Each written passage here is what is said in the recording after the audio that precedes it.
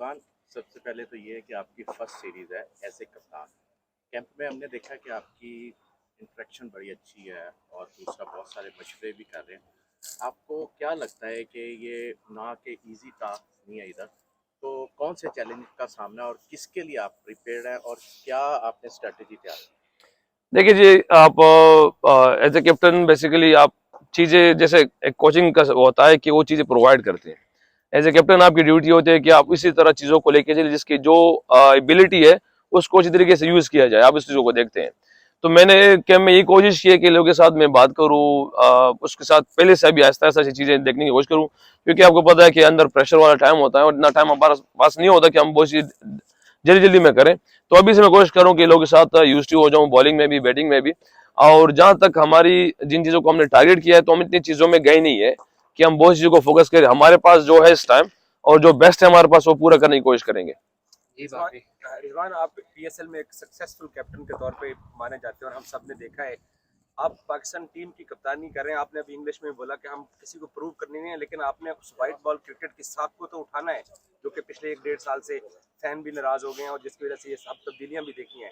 तो रिजवान का जो जो कप्तानी की जो लेगेसी होगी, क्या वो प्लेयर को अकोमोडेट करना होगा या परफॉर्मर आप अपनी प्लेइंग 11 में लेके चलेंगे? क्योंकि हमने माजी में ये चीजें देखी हैं जिसकी वजह से आज हम शायद 7वें 8वें पे खड़े हैं। तो आपकी लेगेसी क्या होगी? देखिए, मेरी बिल्कुल भी ये एम नहीं है कि मैं कहाँ हूँ, मैं क्या हूँ, मेरे प्लेयर्स कहाँ हैं, क्या है, कैसे कर सकते। हमारे लिए प्रायोरिटी हमारा पाकिस्तान है और किसी तरीके से भी हो वो हम मैं इसलिए ये कह रहा हूँ कि हमने दुनिया को फॉलो नहीं करना, क्योंकि हमारे लिए पाकिस्तान आगे है। पाकिस्तान को किस तरीके से हम जिता सकते हैं, हम उन चीजों को देखने की कोशिश करेंगे। अभी रिसेंटली लास्ट अगर आप टेस्ट सीरीज देख लें तो एक टेक्टिकल पॉइंट था जो चेंज हुआ है, तो गेम हमारी चेंज नहीं हुई थी। हम टेक्टिकल पॉइंट पे हमने चेंज किया, पिचेस डिफरेंट कर दिया, तो अल्लाह ने रिजल्ट दे दिया। तो मैं भी कोशिश करूं कि मैं दुनिया को फॉलो क्यों करूं। हाँ, मैं ये देखो कोशिश करूं कि मेरे प्लेयर्स जो हम पाकिस्तान के लिए बेस्ट कर सकते हैं उसमें वो जैसे भी हो। हमने प्लेयरों को देखा, हम पाकिस्तान की डिमांड ये नहीं है कि वो प्लेयरों को ही लेके चले। पाकिस्तान की डिमांड ये है कि किस तरीके से कौन सा प्लेयर काम में परफॉर्म करे पाकिस्तान के लिए हमारे लिए बेस्ट है। ओके, आप आपके पास अब्दुल्ला और सैम अयूब ओपनर हैं। सैम के साथ आपने भी ओपनिंग की हुई है और अब्दुल्ला ने और सैम की हमने ओपनिंग देखी है। ये एक बदकिस्मती एक सच है कि 2.5-3 ओवर की ओपनिंग जोड़ी हमारी कोलैप्स हो रही है पिछले 2-3 साल से।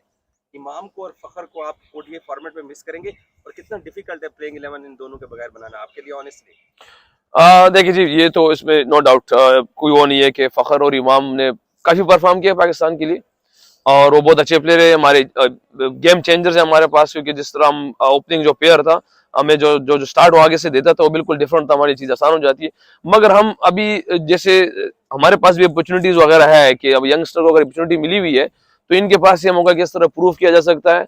और हम जिस शेप में मतलब देख रहे हैं चीजों को कि यार चैंपियंस ट्रॉफी के लिए हमारे लिए भी चीजें बहुत सी आसान हो जाएगी। क्योंकि हमारे पास अगर आप देख लें कि मैं और बब्जी है दरमियान में, बाकी हमारे पीछे भी यंगस्टर है, आगे भी यंगस्टर है, तो शायद हमें जो चीजें आएगी चैंपियंस ट्रॉफी के लिए कोई अच्छी चीजें मिल जाएगी इंशाल्लाह। रिजवान भाई, अगर देखें हम, जिस तरह से बाबर, शाहीन, नसीम, इन लड़कों को टेस्ट सीरीज में जो है वो घर भेजा गया, रेस्ट दी गई। अब किस तरह से ओडीआई में अब उनकी वापसी हुई है, किस तरह से देख रहे हैं कि उनका कॉन्फिडेंस जो है वो किस तरह से बूस्ट करेंगे? खासकर उन पर प्रेशर बहुत ज़्यादा है परफॉर्मेंस को लेके।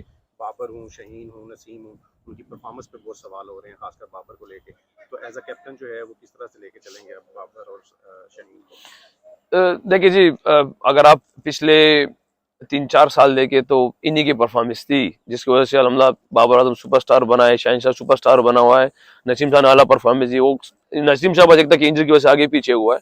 मगर अगर आप इस इन तीनों को देख ले तो पाकिस्तान के सुपरस्टार है अल्हम्दुलिल्लाह। इनको ये आता है कि हमने कैसे अपने चीजों को चेंज करना है, कैसे इस पेज से निकलना है। क्योंकि ये हर एक पे, ये पेज हर किसी पे, हर प्लेयर पे आया हुआ भी है, आप लोगों को पता भी है, ये आता भी है। तो ये उस कैलिबर के इंशाल्लाह कि वो जल्द इस चीज से निकल आएंगे। और जो चीजें डिस्कस आप मुझे बता रहे हैं कि मेरे लिए वो पास्ट है। मैं मेरे लिए जितने भी इनकी चीजें थी वो सब पास थी। अभी जो मेरे लिए इंशाल्लाह मैं कोशिश करूंगा कि मेरे से क्या बेहतर हो सकता है इनके साथ इन चीजों में, पर्सनली चीजों में, वो मैं इंशाल्लाह मैं उस पर सोच रहा हूँ, देख रहा हूँ इंशाल्लाह। और बाकी जितनी भी वो मेरे लिए सब पास है। नबी रिजवान भाई, भाई, ये बताइएगा कि आपने कोई ऐसी कुछ डिस्कस किया कि बाबर आपके लिए कुछ आपको मशवरे दे रहा है कि क्योंकि आपका उनके कप्तानी का रिकॉर्ड रहा है। दूसरा ये जो है एमसीजी फैन के हवाले से आप क्या पैगाम देंगे, क्योंकि ये बहुत बड़ा ग्राउंड है और बड़े अच्छे फैंस होती हैं, बड़ी एक्सपेक्टेशन होती है फैंस की, खासकर पाकिस्तान पाकिस्तान। पहला सवाल के बाबर मशवरे देता कि नहीं देता, मैं शुरू में बोल चुका हूँ कि यहाँ के 15 कप्तान होंगे, क्योंकि सिर्फ टास्क और प्रेजेंटेशन उन बातों के लिए मैं आप लोग के सामने हूँ। बाकी जब हमारी ये चीजें होगी तो इंशाल्लाह हमारी टीम ऑटोमेटिक ऊपर जाएगी। पहली बात, मैंने फैसल अकरम से भी बात की जो यंग है इस टाइम, सैम अयूब भी यंग है, रफात मिनाज भी यंग है, उनको भी कहा हुआ है कि जब भी किसी प्लेयर के हवाले से भी मशवरा हो तो मेरे पास आए, जिससे हमारी टीम को थोड़ी ऊपर स्टैंडर्ड मिलेगा, चीजें डिफरेंट होगी। आप बिल्कुल खुल क्या मुझे मशवरा दे सकते हैं, हम इंशाल्लाह उस पर अप्लाई करने के लिए। पहली बात। दूसरी बात, जहाँ फैंस के हवाले से, तो पाकिस्तान के फैंस तो हमने हर जगह पे देखे हुए हैं, सिर्फ यहाँ पे नहीं, हर जगह हम दुनिया में कहीं पे भी गए अल्हम्दुलिल्लाह पहुंचे हुए हैं। तो उम्मीद है इंशाल्लाह कि जिस तरह वहाँ हर जगह पे सपोर्ट किया हुआ है, हाँ थोड़ा सा ये है कि रिजल्ट पे हमने नाराज किया हुआ है, ये हकीकत है जो माननी चाहिए, मगर उम्मीद है इंशाल्लाह कि हर चीज चेंज होगी इंशाल्लाह। एमसीजी में कल आपका मैच है, ऑस्ट्रेलिया वर्ल्ड चैंपियंस भी हैं, उनके आप होम ग्राउंड पे खेल रहे हो। हम यहाँ पर 2022 में 2 T20 हारे हुए हैं, 2023 में हम इसी ग्राउंड पे टेस्ट मैच जीती हुई पोजीशन से मीर हमजा की अच्छी बॉलिंग के बावजूद हारे हुए हैं। तो पाकिस्तान की प्लेइंग 11 के बारे में और ऑस्ट्रेलिया के साथ कल जो पहला वनडे मैच है उसको लेके और पिछले 1-2 साल के रिकॉर्ड्स को लेके कुछ बताएंगे क्या? आप क्या सोच रहे हैं? मैं देखिए, मैं पिछले रिकॉर्ड तो मैं कह चुका हूँ कि वो पास्ट ही था हमारे लिए, और बिल्कुल आपने कहा कि हम जीते हुए मैच हारे थे, मगर शायद हमारी वो चीजों में कमी थी, शायद मेहनत में कमी थी, एग्जीक्यूशन में कमी थी, जो उस तरह डिवलनिंग होगा या अल्लाह आलम जो भी था, क्योंकि मेरे लिए ये चीजें मैटर करती है। मैं चीजों को मैटर करता हूँ, सोचता हूँ चीजें, वो सिर्फ मेरे लिए प्रोसेस है, एग्जीक्यूशन है, हार्ड वर्क है, बाकी रिजल्ट मैं अल्लाह से मांगता हूँ, अल्लाह की तरफ रिजल्ट आती है, तो मेरे लिए इंपॉर्टेंट है। पीछे तो जो था वो तो सबके लिए, क्योंकि ऐसे तारीखें भी आती है कि 22 साल बाद जीत गए, 30 साल बाद जीत गए, तो इंशाल्लाह अल्लाह ने चाहा तो शायद ये वो चीज हो जो हम ये कहेंगे कि यार। रिजवान भाई, इससे पहले हम देखते हैं कि जितने भी सिलेक्शन कमेटी अनाउंस होती रही है उसमें कैप्टन जो है उसका नाम भी एज अ मेंबर जो है अनाउंस होता है, लेकिन इस बार जो है वो कैप्टन या हेड कोच को उस तरह से इन्वॉल्व नहीं किया गया। तो आपके लिए कितना चैलेंजिंग होगा, क्योंकि जिस तरह से एक कहा जा रहा है कि आकिब जवेद होंगे या सिलेक्शन कमेटी है उनका प्लेइंग 11 में भी बहुत ज़्यादा रोल होगा, तो किस तरह से आप एज अ कैप्टन, आपके लिए कितना चैलेंजिंग होगा कि जब आप अपने रिसोर्स जो है उस तरह से यूज़ नहीं कर सकेंगे प्लेइंग 11 में, उस तरह से आपकी मुशावरत जो है वो नहीं नज़र आएगी जिस तरह से जो है वो पहले कैप्टन की होती रही है। आपने अगर चेयरमैन की मेरे ख्याल से प्रेस कॉन्फ्रेंस भी देखे होंगे, उनकी बातें भी सुनी होगी, तो उसने कहा कि मैंने हमेशा हर बंदे को पूरी अथॉरिटी दी हुई है। अगर सिलेक्शन कमेटी को भी कहा है तो बार बार कैसे उन्हें पूरी अथॉरिटी दी है, इस तरह से मुझे भी पूरी अथॉरिटी मिली है चेयरमैन की तरफ से भी।